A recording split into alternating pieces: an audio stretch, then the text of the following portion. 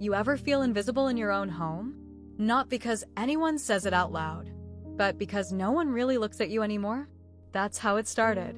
It was just another Saturday. My husband had his friends over again. Mark, Jordan, Teo. They laughed, ate, joked like they always did. And I did what I always do. Made sure there was food, drinks, clean cups, and space for them to unwind. But that day felt different. I caught a glance. Not long, not obvious, but it lingered. Like it knew something I didn't want to admit. And then another glance. A smile that hovered. Eyes that didn't go back to the TV quick enough. They weren't looking at him. They were looking at me. And for the first time in a long time, I didn't feel like I was disappearing. I didn't feel like the tired wife, cleaning up empty plates. I felt seen. Not in a flattering way. Not in a disrespectful way. Just seen. And that did something to me. Because when your husband stops noticing, when the little compliments fade, when touch becomes routine, a simple look from someone else, it feels like breath. I didn't ask for it. I didn't encourage it. But I noticed it, and I didn't forget it. And that's where everything started to shift. Not with a kiss. Not with a touch. But with a look. A look that made me question how lonely I'd really been. And whether anyone had noticed. Subscribe to Heartfelt Tales Unfold, where the stories we tell don't ask for judgment, just understanding. I'm 32. Been married 8 years. Lived in the same house almost as long. It's a decent place, 2 stories, quiet street, neighbors who smile but mind their business. The kind of home you'd pass by and think, that's a happy little life. And maybe, once, it was. But lately, it just feels like a shell. Clean on the outside. Hollow on the inside. My husband, Daniel, he works long hours. Finance. Always something to crunch, something to submit, someone to please. He used to come home with energy. Now he just comes home with silence. A kiss on the cheek. A muttered hey. Then straight to the laptop or the TV. Sometimes both. We used to talk. About everything. Now even how was your day feels forced. Like we're reading from a script neither of us remembers writing. I don't think he's unkind. He's just tired. Detached. Somewhere else even when he's right in front of me. And I've tried. God knows I've tried. New dresses. New recipes. Asking about his meetings, his clients, even his fantasy football scores. But I get half smiles. Nods. As if I'm background noise. Comfortable. Predictable. Forgettable. And then there are the hangouts. His friends still come around every other weekend. Mark, the loud one, always cracking jokes. Jordan, the quiet one with a stare that feels like it reads more than he says. And Teo, charming, polite, and too observant for his own good. They've known us since the beginning. They were there when Daniel proposed. Sat at our table on the wedding day. Watched us dance our first dance. And maybe that's what makes it worse. Because lately, when they're over laughing too loud, slapping Daniel on the back, teasing each other about old girlfriends and bad decisions, I've noticed something new. The way their eyes sometimes linger. Not long, not obvious, but just enough. Like they're remembering something or imagining something. At first, I thought it was in my head. I mean, I'm not 20 anymore. I've had 2 kids. I live in sweatpants more than heels. Why would anyone look at me like that? But it kept happening. Small moments. Catching Mark staring while I wiped the counter. Jordan watching me tie my hair up. Teo asking me if I've been working out, with that half smile like he already knew the answer. And I know what it sounds like. I do. But you don't understand what it does to someone. To feel seen after being invisible for so long. They laughed loudly, joked freely, and sometimes looked at me too long. At first, I told myself I was imagining it. But deep down, I wasn't sure I wanted it to stop. It was a Sunday. Warm, bright, the kind of afternoon that smells like sunscreen, grilled meat, and watered grass. Daniel wanted to host a barbecue, something casual. A few friends. Some ribs. Cold drinks. He said it like a favor to me. But by noon, he was already inside. Beer in hand, eyes glued to the game, calling out scores to no one in particular. So I set everything up. Chairs by the pool.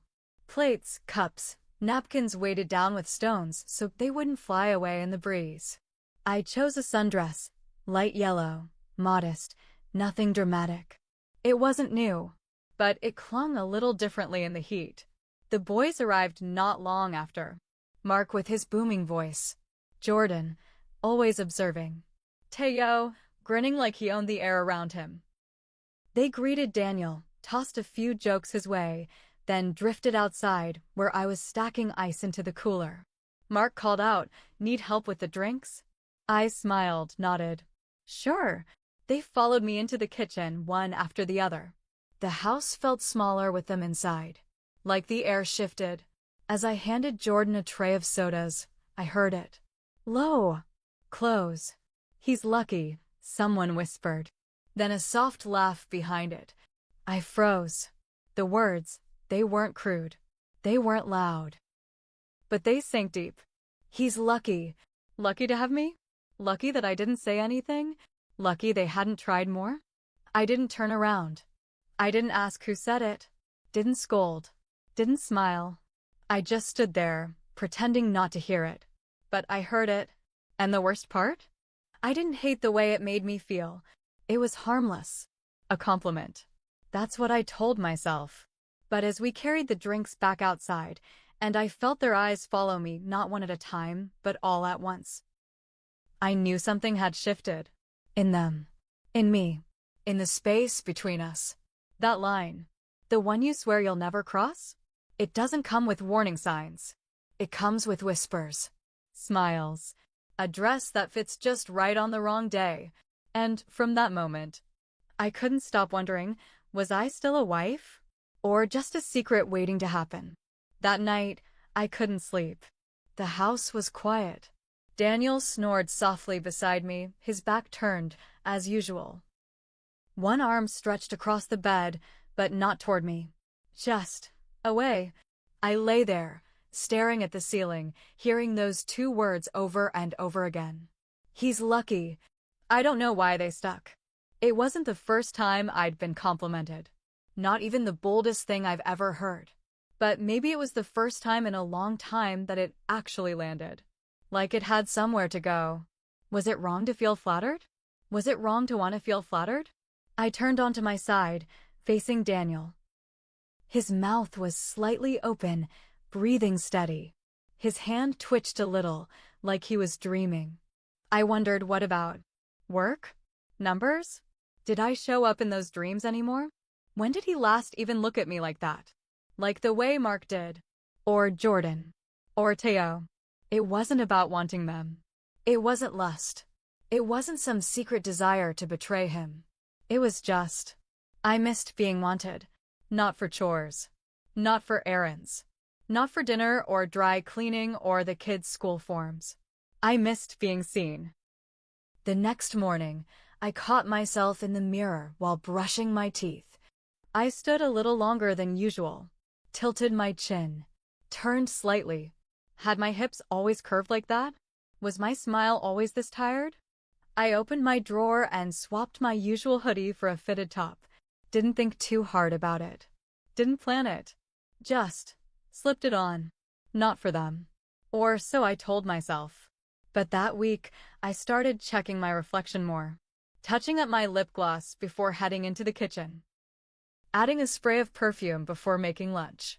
Standing just a little taller when I heard their voices coming up the driveway. And each time I did, a part of me whispered, "You're not chasing anything. You just want to feel alive again."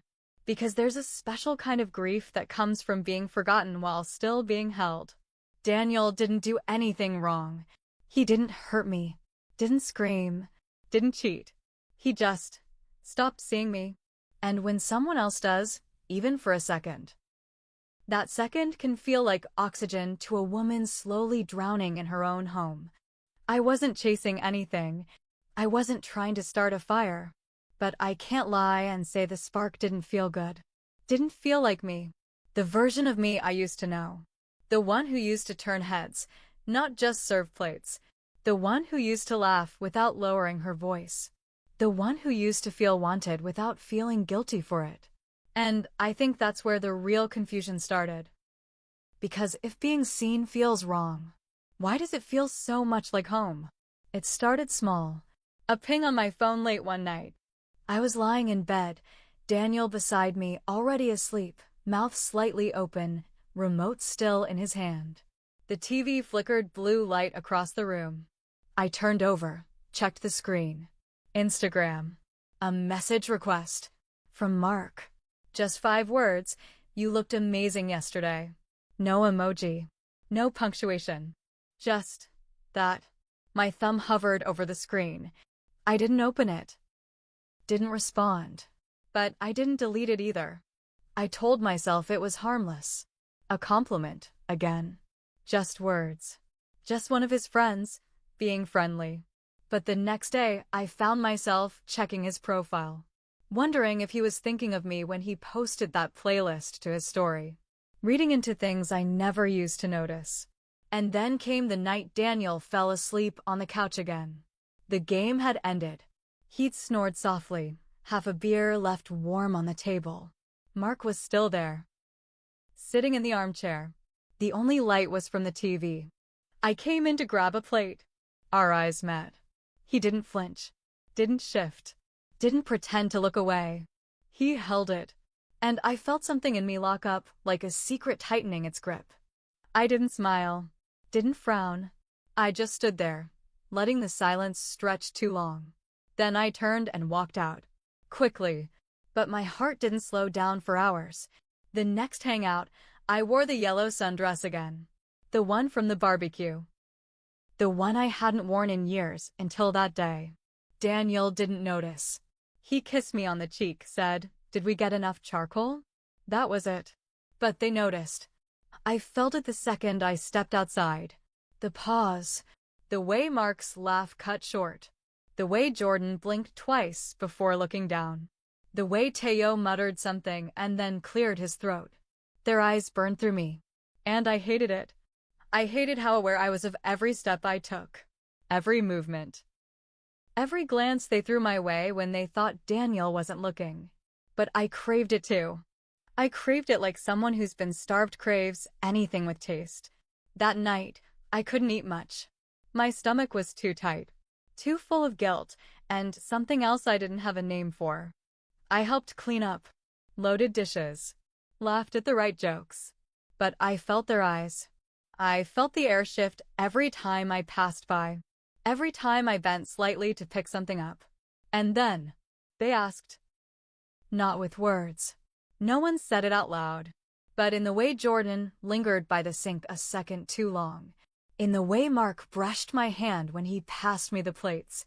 In the way Teo stood at the door a beat later than he needed to. They didn't need to say it. The question was there. Would I? Could I? And, for the first time, I didn't know what my answer would be. Daniel had a conference out of town. 2 nights. A hotel booked by his company. He left early Friday morning with a suitcase, a quick peck on my cheek, and a distracted, "I'll call you later." He didn't. That night, the house felt too quiet. Too still. I lit a candle. Poured a glass of wine. Put on a playlist I hadn't listened to in years, slow, sultry songs that used to make me feel something. And then the knock came. It was Mark. Then Jordan. Then Teo. "Just checking in," they said. Smiling, casual, easy. I should have said no. I should have made an excuse. But I didn't. They came in. I poured more wine. We sat on the patio, the same one Daniel never uses. Laughter floated between us, but underneath it, something else hummed. Tension. Curiosity. Electricity no one wanted to name. The music was low, steady. A song came on slow, rhythmic, familiar. I stood, half tipsy, half lost, and began to sway. Not for anyone. Not for attention. Just for myself. But I felt it. Their eyes. They didn't hide it anymore. Didn't glance away. They watched. And I didn't stop dancing. My head tilted back. The night breeze moved through my hair. I laughed softly, almost forgetting where I was or who I was supposed to be. Then I heard it. If he doesn't see you, why should you be the one waiting? The words slid through the air like a dare. I paused, the wine glass still in my hand, my heart pounding louder than the music. I walked away, to the kitchen. Didn't say a word. Just stepped inside and leaned against the counter.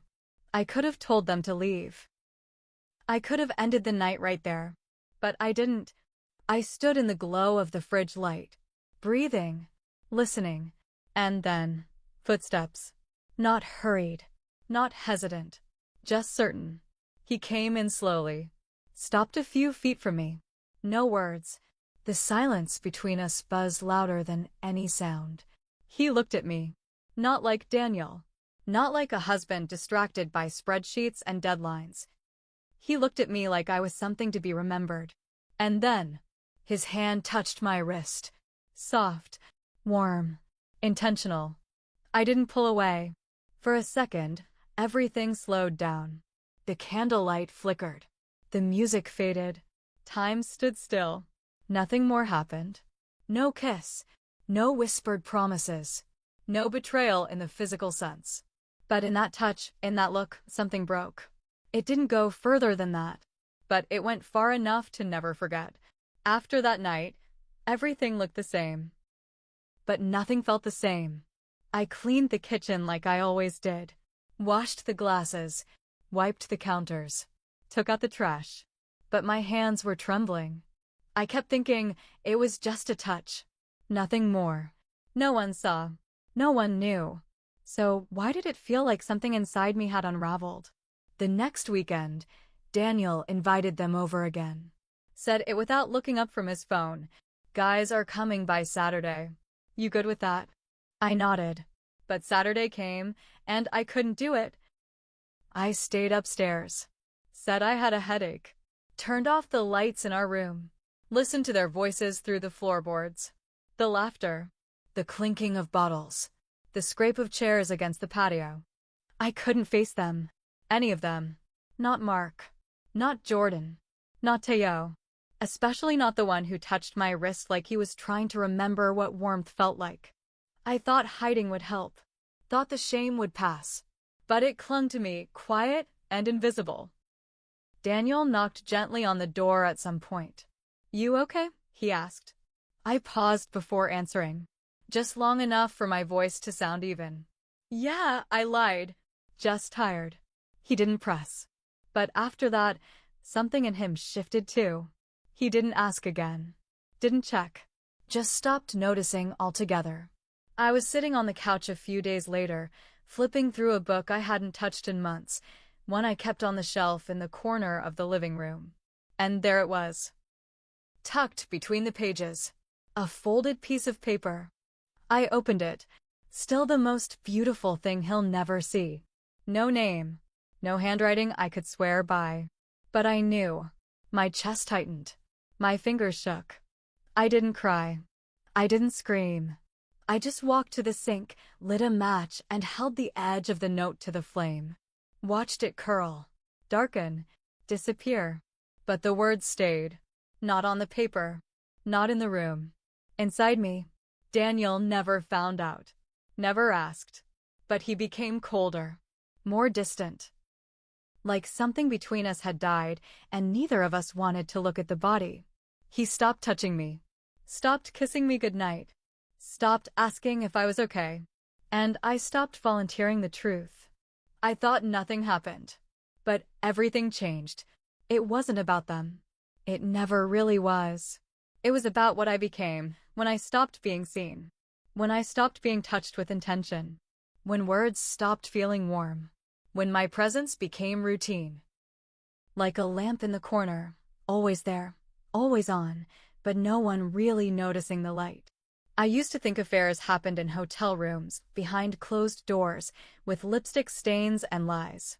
But now, I know they happen in glances, in unspoken thoughts, in the space between what you say and what you really feel. I didn't cheat. Not in the way people define it, but something in me wandered. Not because I was reckless. Not because I wanted to hurt anyone, but because I was hungry. Hungry for something I couldn't name. Connection. Touch. A moment that reminded me I still mattered. I started asking myself questions I wasn't ready to answer. What is a marriage supposed to feel like after 8 years? Is this it? Quiet dinners. Separate screens. I love you said more out of habit than heat? Is this how people slip away? Not with shouting. Not with slammed doors. Just silence? We're taught to fear betrayal of the body, but no one warns you about the betrayal of forgetting. Of being forgotten. The ache of emotional infidelity. It lingers. It stains. It's the kind of ache you can't confess because there's nothing to confess. No evidence. Just memories of being looked at like you were something worth pausing for. And I kept asking myself, what kind of woman does that make me? What does it say about me that I wanted to be wanted? I didn't want a new life. I didn't want someone else's last name. I didn't want a scandal. I just wanted to feel like I still existed. Like I could still stop time for someone, even if just for a second. I wanted to be desired, but I didn't want to be disposable. And maybe that's the hardest part. Realizing that even though you stayed, some part of you still left. Have you ever crossed a line, not because you were cruel, but because you were empty? Not out of desire, but out of absence? When something in you felt so forgotten, so untouched, that even a flicker of attention felt like rescue. I didn't set out to betray anyone. I didn't wake up wanting to hurt him, but the truth is, sometimes you don't run toward someone else. You just stop trying to hold together the space between you and the person who stopped noticing. Would I have stopped it if someone had seen me first?